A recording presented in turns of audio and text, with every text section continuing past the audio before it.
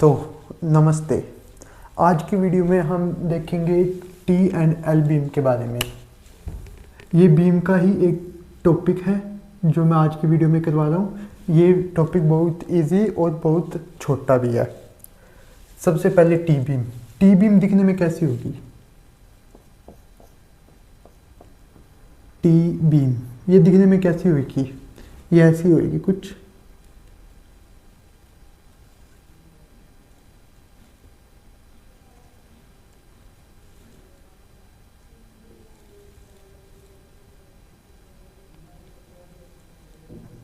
ये है, ये टी बीम दिखने में ऐसी होगी। और यहाँ पे मैं दिखा देता हूँ एल बीम। एल बीम आपको दिखने में कैसी लगेगी?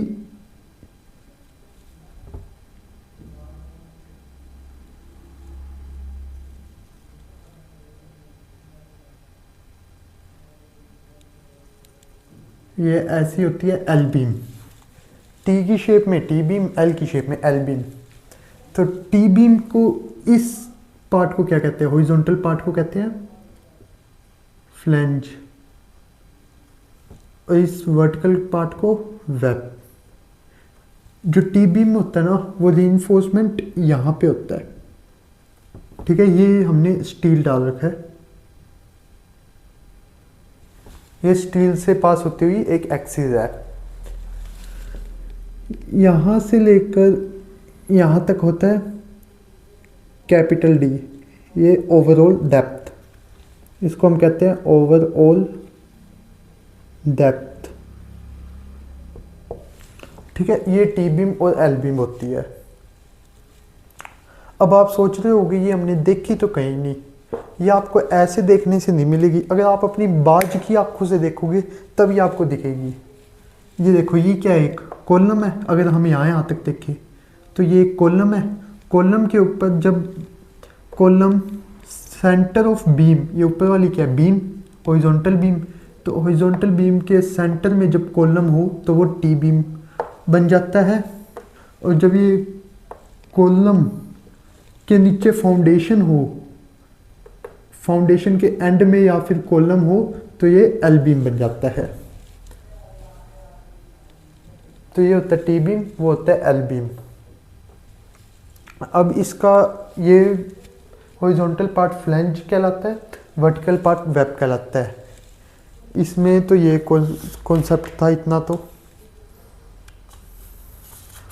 और बाकी इसके लिए फॉर्मूले, जो फॉर्मूले हैं ना, वो बहुत इंपॉर्टेंट है। वो मैं आपको फॉर्मूले लिखवा देता हूँ for T beam.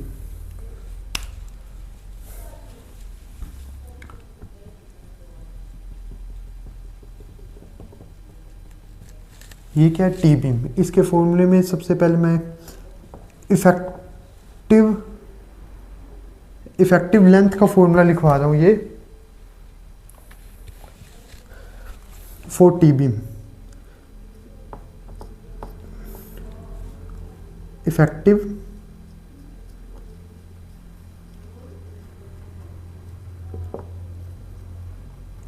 Length of flange. Effective length. अब इफेक्टिव क्या होता है? ये टी बीम है। टी बीम के ऊपर मान लो लोड आया, लोड तो यहाँ पे आएगा, यूडीएल लोड आया।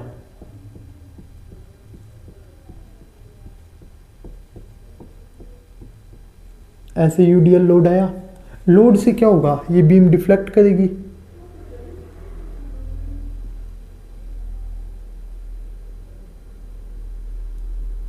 ऐसे ये डिफ्लेक्ट की बीम, डिफ्लेक्ट की, सॉरी, ये ऐसे थोड़ी डिफ्लेक्ट करेगी, ऐसे नहीं डिफ्लेक्ट करेगी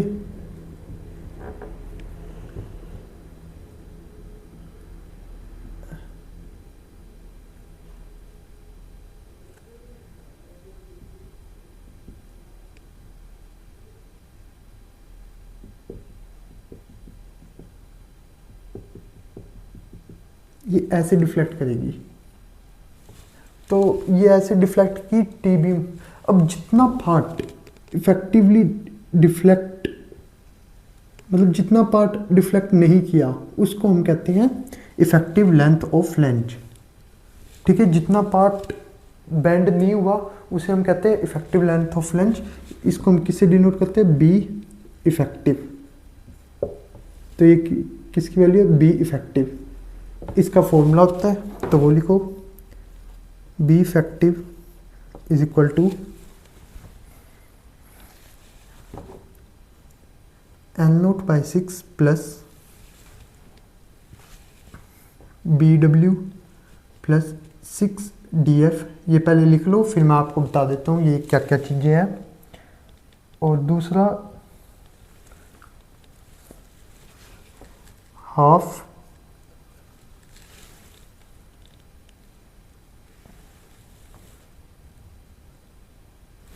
नहीं, एक ये फॉर्मूला होता है बी इफेक्टिव का। अब एक चीज़ और होती है, ये फॉर्मूला, ये भी फॉर्मूला होता है पर ये इसका नहीं होता, इस टी बीम के लिए नहीं होता। ये मैं आपको करवा रहा हूँ आइसोलेटेड केस। आइसोलेटेड मतलब आइसोलेटेड मतलब अकेली सिर्फ ये टी बीम है, उसका आपको फॉर्मूला लिखो। उसका फॉर्मूला होता है B F is equal to N0 divide by B plus 4 plus BW। ये होता है, ये होता है effective length of flange for T beam isolated, जब ये अकेली हो। तो अब ये N0 क्या होता है, अब ये जो जो चीज़ होती है वो लिख लो आप।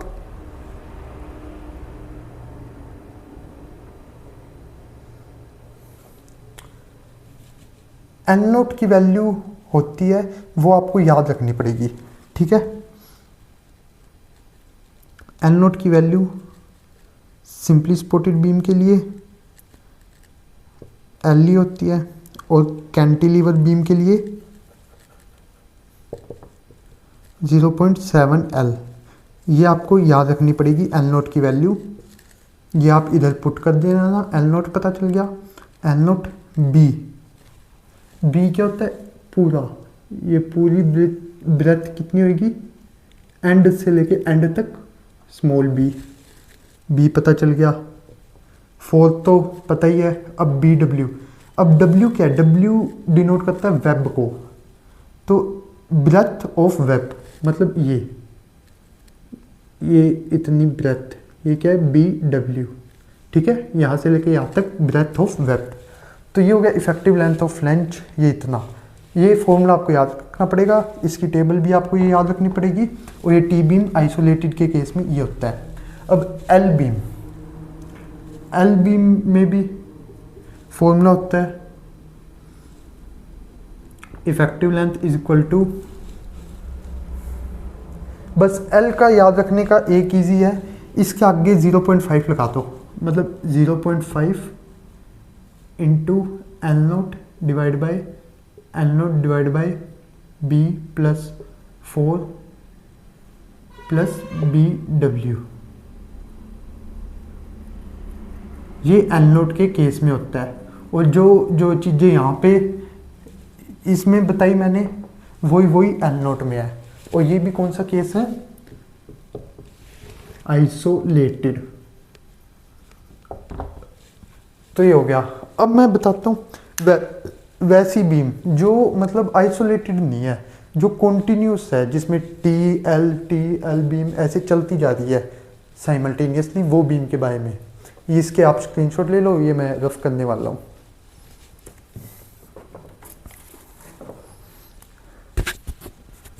स्क्रीनशॉट ले लिया, ये मैं रफ कर रहा हूँ।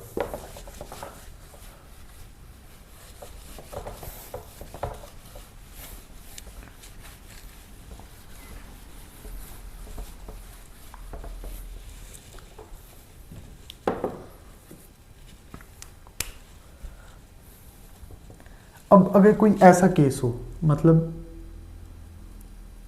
ये मान लो आपकी स्लैब है,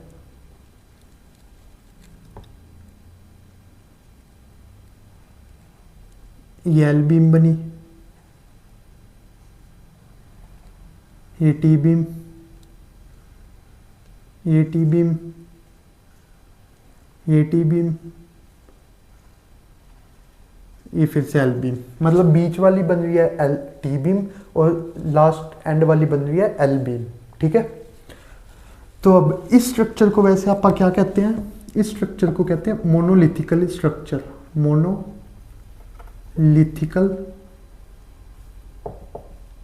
स्ट्रक्चर। अब मोनोलिथिकल स्ट्रक्चर क्या होता है? मोनोलिथिकल स्ट्रक्चर वो होता है जब हम कास्टिंग करते हैं कंक्रीट की एक साथ स्लैब, ये ऊपर वाली क्या होती है स्लैब, और कॉलम में। मतलब casting of concrete is done, इसकी डेफिनेशन को, casting of concrete is done simultaneously in both slab and column। ये होता है मोनोलिथिकल स्ट्रक्चर। अब ये देखो, इसको मैं कह दूं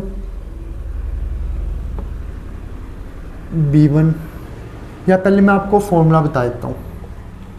ठीक है, फॉर्मूला बता देता हूँ, फिर बता देता हूँ क्या क्या उसमें है। 4TB। अभी आइसोलेटेड नहीं है, मोनोलिथिकल है। ठीक है, ये आइसोलेटेड का केस नहीं है, तो इसमें बी इफेक्टिव का फॉर्मूला लिखो। बी इफेक्टिव ये है L0/6 plus BW1 plus 6DF।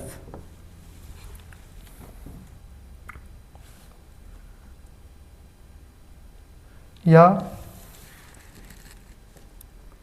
L1/2 plus L2/2 plus BW। इसमें से जो मिनिमम हो वो कहलाता है हमारा टी बीम। मतलब ये टी बीम।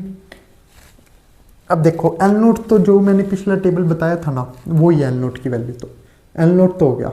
अब BW1, B breath of web W1, इसको मैं क्या कह रहा हूँ BW1, इसको कह रहा हूँ BW2,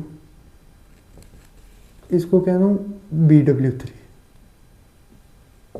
ठीक है, और इन दोनों के बीच के गैप को कह रहा हूँ L1, इसको कह रहा हूँ L2। और डेप्थ ऑफ फ्लैंज, मतलब यहां से लेकर यहां तक को कह रहा हूं मैं DF, जिसे हम कह रहे हैं डेप्थ ऑफ फ्लैंज। तो BW1 DF, L1 L2 पता चल गया। BW, BW इसे कह रहे हैं और BW1 इसको कह रहे हैं, BW2 इसे। तो ये मैंने इनकी नेमिंग कर दिया, क्या चीज़ कौन है, उससे आप अपना ये फॉर्मूला लगाओ, वैल्यू निकालो। दो अलग अलग वैल्यू आएंगी, उनमें से जो मिनिमम हो वो बी इफेक्टिव का होएगा for monolithically T beam. T beam किसमें? मोनोलिथिकली।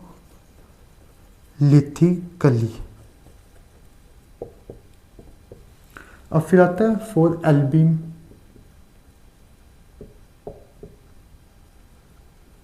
इसका फॉर्मूला क्या है? बी इफेक्टिव का, ये भी क्या है? मोनोलिथिकली। मोनोलिथिकली।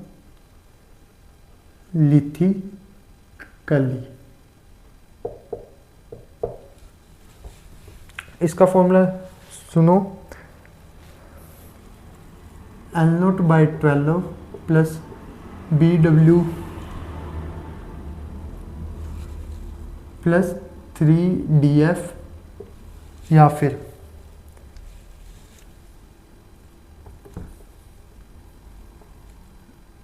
L1/2 plus BW। इसमें से जो मिनिमम हो वो बी इफेक्टिव का फॉर्मूला है for monolithically L beam. L0 वही टेबल से, BW ये breadth of flange, DF depth of breadth of web, depth of flange, DF. L1 ये distance between two column, BW ये ब्रेथ ऑफ वेब। तो इससे आप एल बीम के लिए भी ये निकाल सकते हो। ये बस इस चैप्टर में इतना ही है। एल बीम टी बीम इतना आपके सेमेस्टर के एग्ज़ाम के लिए भी सफिशेंट है और जेई के एग्ज़ाम के लिए भी ये फॉर्मूले इम्पोर्टेंट है बहुत ज़्यादा। तो आज की वीडियो में बस इतना